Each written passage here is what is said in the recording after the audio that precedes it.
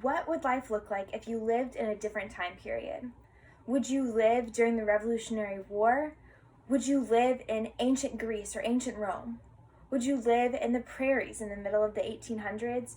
Or would you even live in the midst of world wars in the midst of the 20th century? I, for one, have always dreamed of living in the 1940s. I think living through the Great Depression and the Second World War, while tragic and while crazy, and a crazy time of our nation, I also think the community that was drawn during that time is unlike any other. And that is a time I personally have always dreamed of going back to. So when we started talking about undervalued speeches, I began thinking of one of the greatest leaders of that time, President Franklin Delano Roosevelt. During that time, there are many of his speeches that are well known. However, there are some that slipped by and we've missed and have never gotten screen time or even airtime. We've never heard some of these. Some things to know about this time is that the speech I'm about to share, it was written in 1945, which is going to be the end to the Second World War. The Second World War was fought on both coasts, so it was fought in Europe against Germany, and it was in Italy, and it was also fought in the Pacific against Japan after the bombing of Pearl Harbor on American soil. So those are two very important things to note.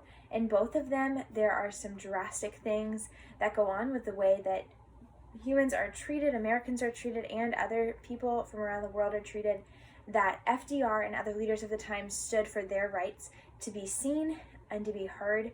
And so during this, there's some important things to note. This speech was written on the morning of April 12th, 1945. That is also the day that Franklin Delano Roosevelt passed away due to polio.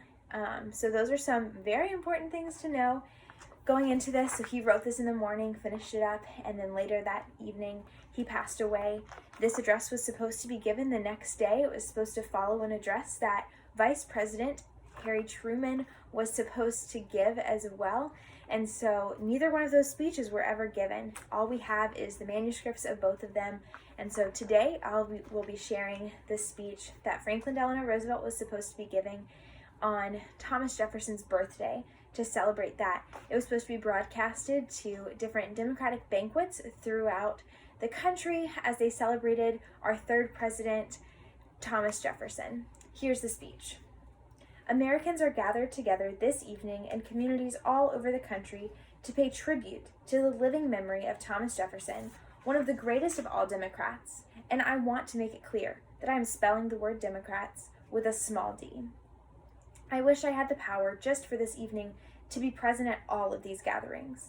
In this historic year, more than ever before, we do well to consider the character of Thomas Jefferson as an American citizen of the world. As Minister to France, then as our Secretary of State, and as our third president, Jefferson was instrumental in the establishment of the United States as a vital factor in international affairs. It was he who first sent our Navy into far distant waters to defend our rights, and the promulgation of the Monroe Doctrine was the logical development of Jefferson's far-seeing foreign policy. Today, this nation, which Jefferson helped so greatly to build, is playing a tremendous part in the battle for the rights of man all over the world. Today, we are part of the vast Allied force, a force composed of flesh and blood and steel and spirit, which is today destroying the makers of war, the breeders of hatred in Europe and in Asia. In Jefferson's time, our Navy consisted of only a handful of frigates headed by the gallant USS Constitution, Old Ironsides. But that tiny Navy taught nations across the Atlantic that piracy in the Mediterranean, acts of aggression against the peaceful commerce and the enslavement of their crews was one of those things which among neighbors simply was not done.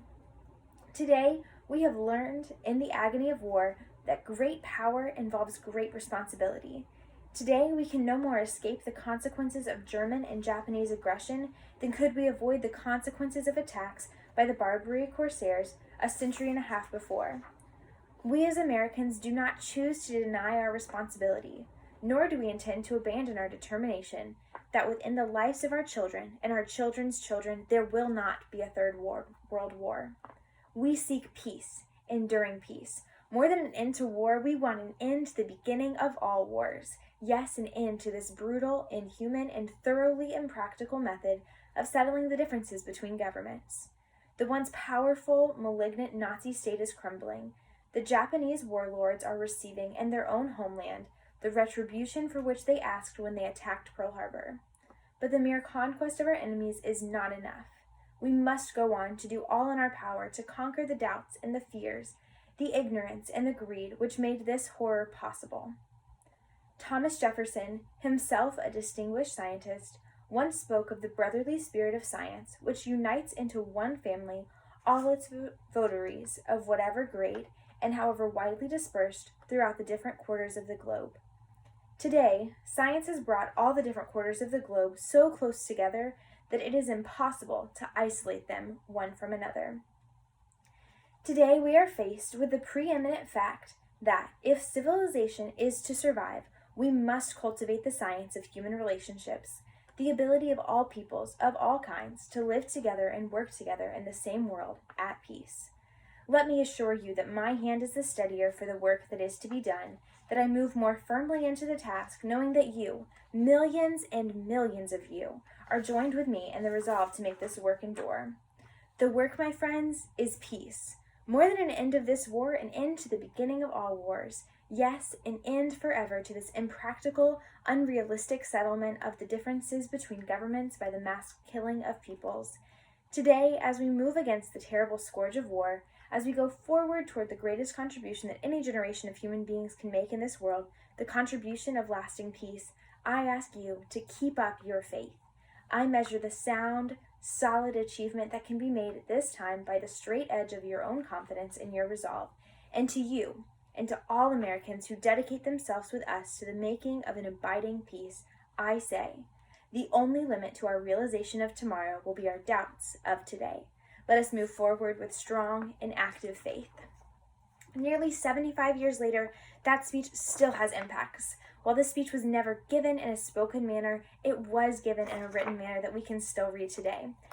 Some of the things that stand out from this are the impacts where FDR says, let's look for peace, not for just our generation, but for our children's generation and our children's children's generation.